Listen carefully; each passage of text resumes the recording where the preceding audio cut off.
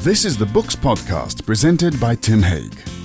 Christopher Fowler is actually a very good friend of this site. Thanks for having us again, Chris. Pleasure. But you've got a new book. Well, you've always got a new book out, but this is a different kind of book. This is the book of forgotten authors.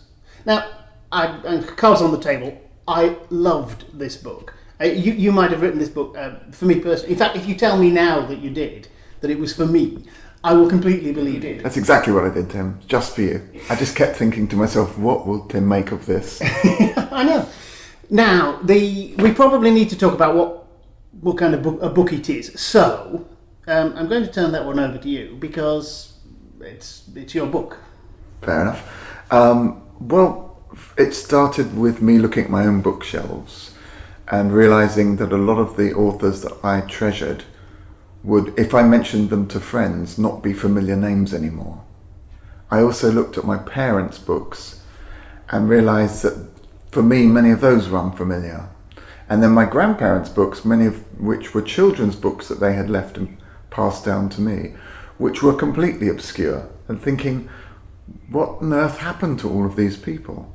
And then I started asking other people if they had somebody that they loved and admired as a child or even recently, and other people hadn't heard of, and everybody seems to have a forgotten author. So I started compiling them. Did it start off as a newspaper column, or? Yeah. Because it looks a little as though it did. It draws together all these people, and you've done like 1,000 words about each one. I know. Originally, well, in the newspaper column for the Independent on Sunday, it was only 400 words. It was like a little slug on each person. So there wasn't really room to expand and really dig into the subject. Plus, you realise that when you're phoning the Hall of Records in New South Wales, Australia, you realise you're not being paid enough to keep that up every week. Plus, I was having to buy the books, and many of the books, and read them before writing the column. There is a fantastic amount of reading in this book. I'm going to slightly call you on it, and because I think I read quite a lot, but if this book of forgotten authors is anything to go by, you outdistanced me by a factor of 4 or 5. Can you claim to have read as much as it looks like you have? Yeah, because first of all, it was a lot of the books in this that I feature I'd already read, because they were books I've read over my life. So a lot of them, I keep what I call a living library, in that I only keep the books I go back to.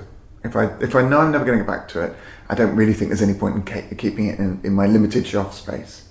So there was a sort of repository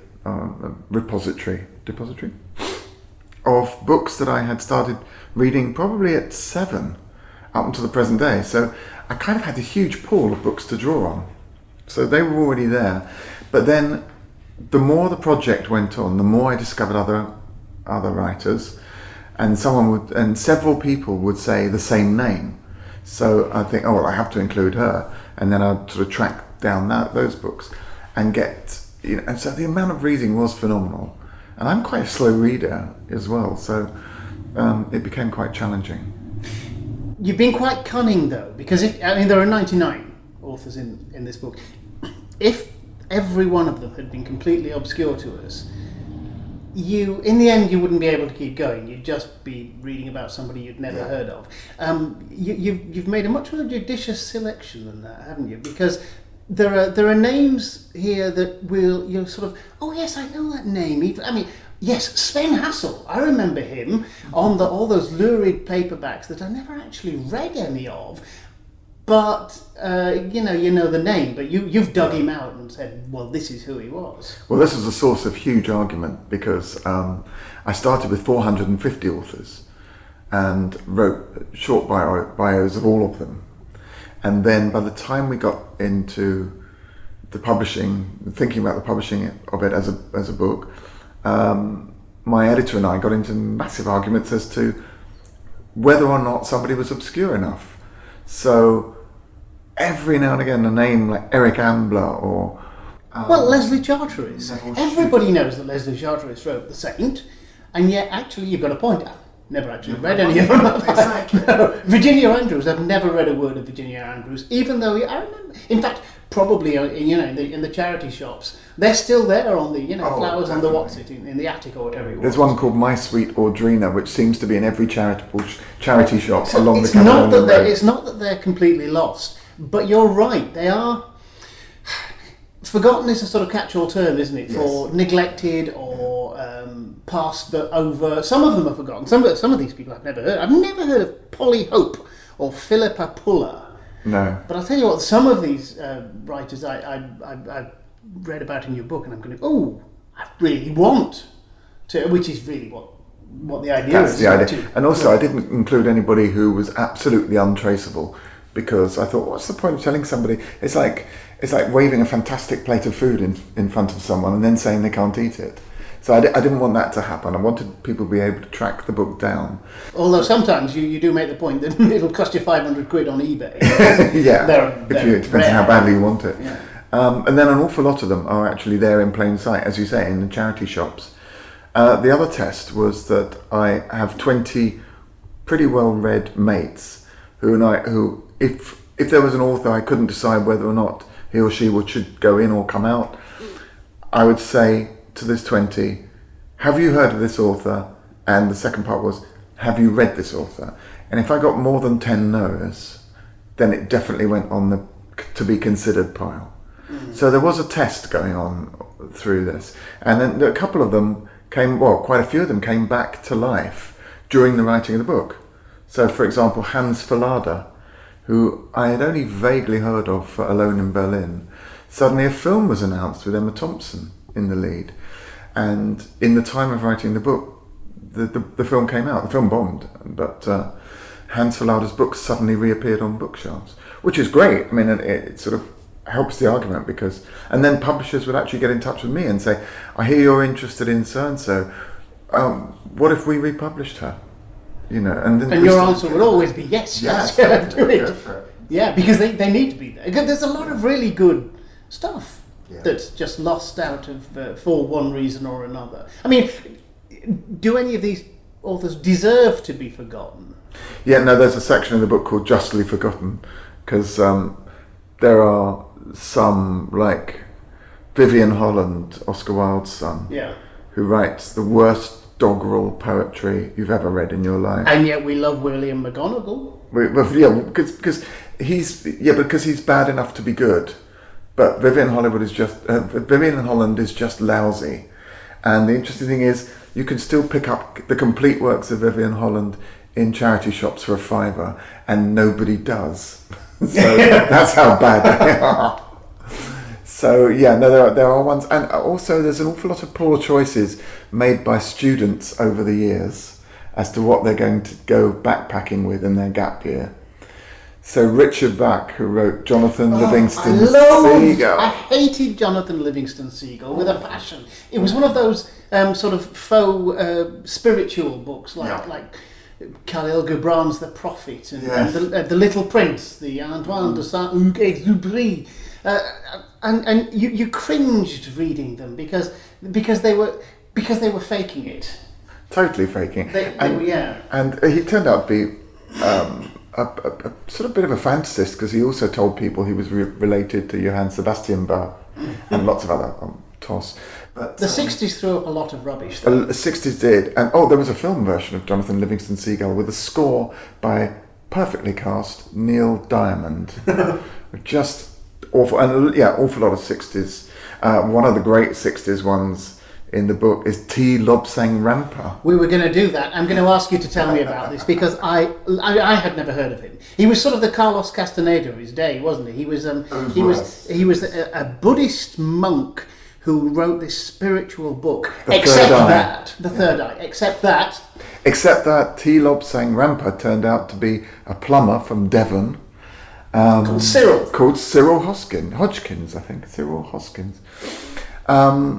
And he had made it all up. He made up 18 volumes of this. But he was outed after the first one. No, but didn't stop people from buying them. They carried on buying them.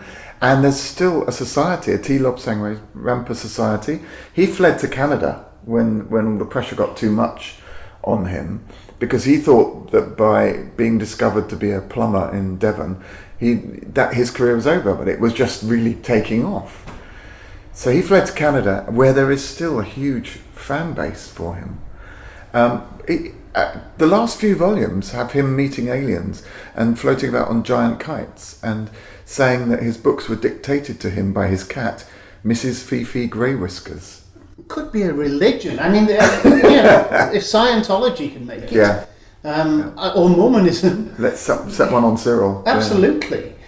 The way you're going to start this book, anybody is going to start this book, is by opening it up and having a look at who the authors are, just to reassure themselves, I suppose, that they know some of them. And of course I did that, oh yeah, Carol Browns, I've read her. Oh, actually, I've only read one of hers.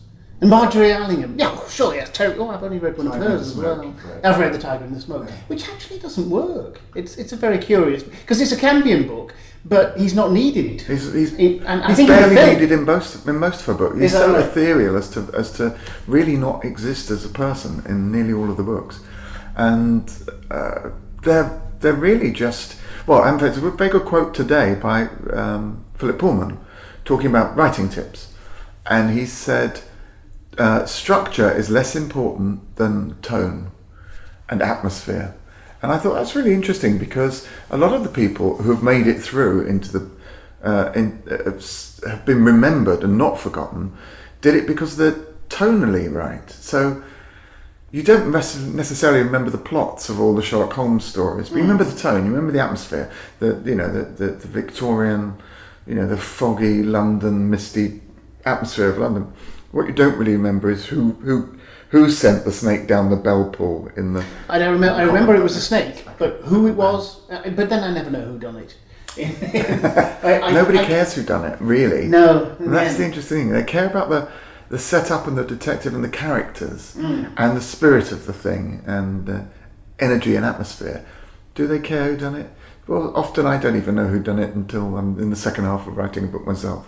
So, A lot of the books in the Book of Forgotten Authors, a lot of the authors were thriller and mystery writers.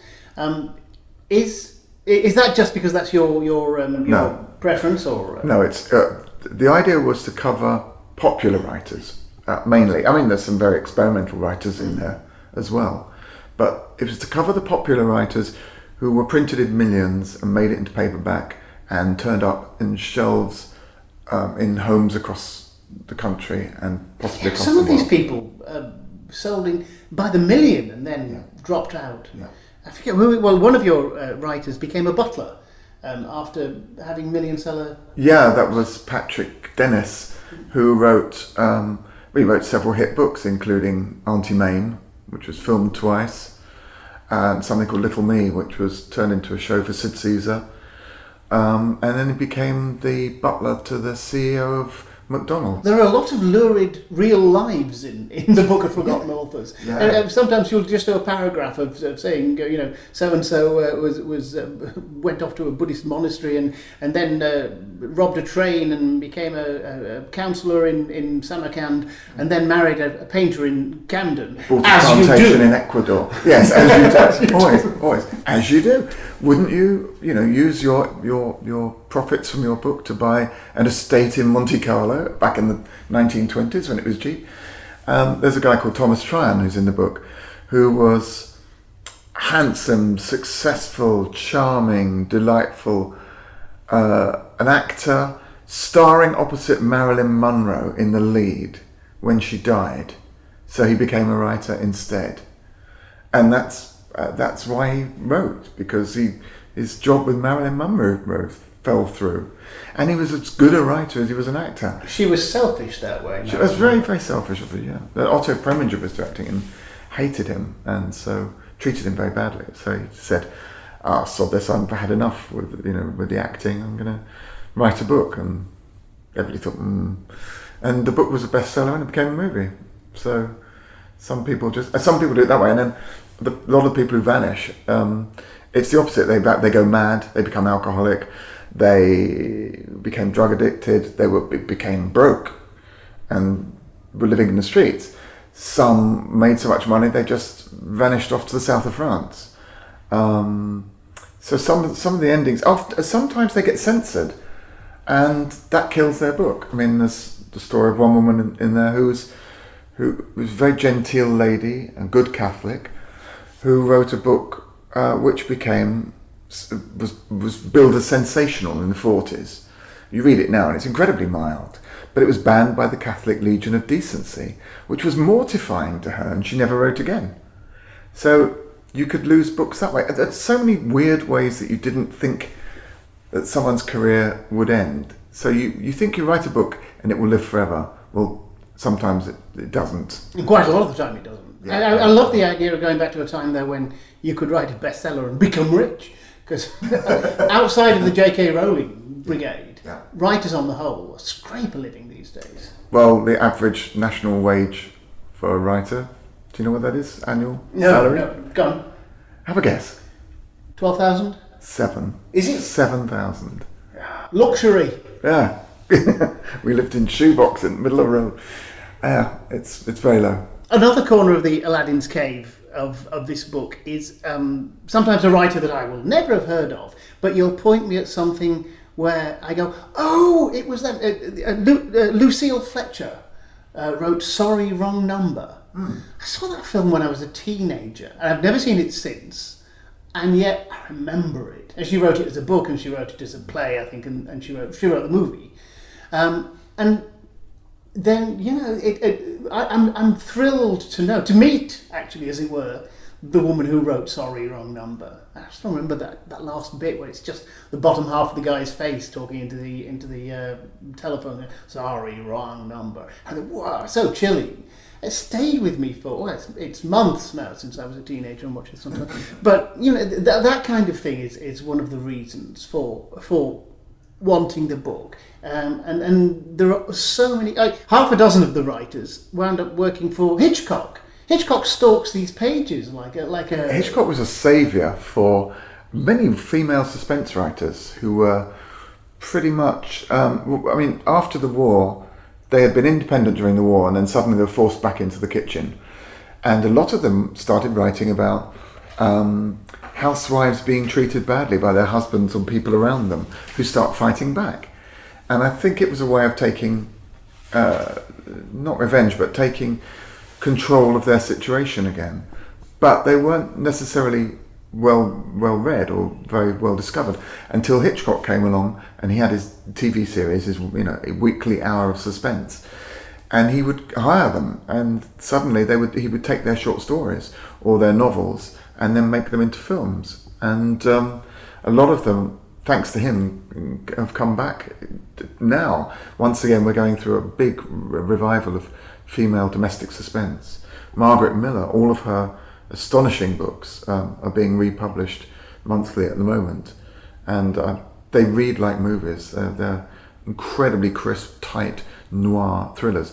But one of the things that is really noticeable about all the women writers of that period is how much the men talk down to them. It's so shocking. The men go, "You're not well, dear. You're living on your nerves. Take some of these pills the doctor gave me for you, and take to your bed for a while. Otherwise, we'll have to put you away in a madhouse." And this comes up again and again, the threat of the madhouse. There's a story there, though, if you want it. Actually, that's another. Finally, we'll just say, do you not worry that a would-be an aspiring writer might read this book and just steal all the plots that you adumbrate, that you praise? Well, we all build on the plots of previous writers, and I think a direct steal would be a bit noticeable. But I do think a lot of them. Well, you say that. Another Hitchcock connection is Frank Baker. That's an interesting book, a story called The Birds, which is much more similar to the Hitchcock film than the Daphne du Maurier one. It's actually a novel. I'm just mining your book here. This is your information, not mine, that I'm telling you. But yeah, it's a novel, is it? It's a novel, and his version, The Birds, is a novel. Daphne du Maurier's is a very short story. And I suppose the one image I take away from the du Maurier story is the birds on the roof of a Cornish type, or a coastal house. But in the much bigger Frank Baker book, the birds attack everyone in Trafalgar Square There's an astonishing scene where people fleeing across Trafalgar Square. And the interesting thing is that Du Maurier and Baker knew each other. They lived nearby. Baker was a church organist on a stipend of like £1 a week, I think. And Du Maurier was successful.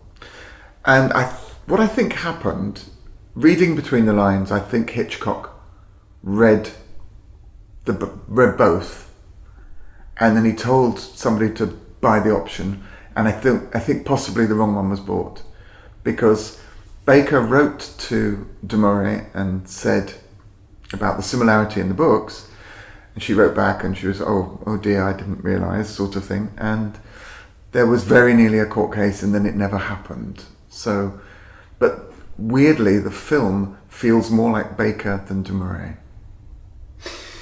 Chris, I love the book. There are all sorts of stuff like that in it, well, I imagine you're expecting it to sell scats for Christmas. Everybody's Christmas stocking. I'm prepared to go and personally tie a bow ribbon on each one. Sounds fabulous. Christopher Fowler, thanks very much. Thanks, Tim. The Book of Forgotten Authors by Christopher Fowler is published by Quercus, and it's £14.99. That was the Books Podcast with Tim Haig. The Books Podcast is produced by Green Shoot. You can find out more at www.green-shoot.com, and Tim can be contacted on tim@green-shoot.com.